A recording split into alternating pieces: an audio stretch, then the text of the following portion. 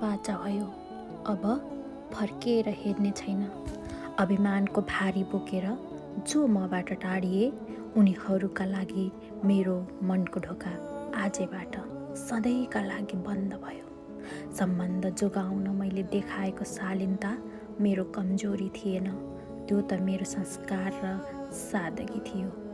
तर जसले मेरो इमान्दारितालाई नै मेरो लाचारी ठाने, अब उनीहरूलाई मेरो अभावले नै मौन जवाफ दिनेछ। एउटा कठोर बाचा भयो। अब ती फर्केर आउन् या नआउन्, मेरो गन्तव्यले उनीहरूको पाइला पर्खिने छैन। जसलाई आफ्नो अहङ्कार नै सर्वस्व लाग्छ, उनलाई त्यही घमण्डको रित्तो संसारमा रमाउन छोडिदिए। मेरो अस्तित्व र मूल्य नबुझ्नेहरूका लागि म अब एउटा पठित र बन्द अध्याय भइसके।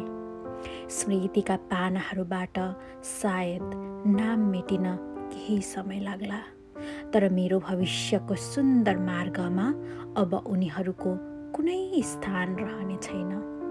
निर्णय अटल छ, निर्णय अटल छ।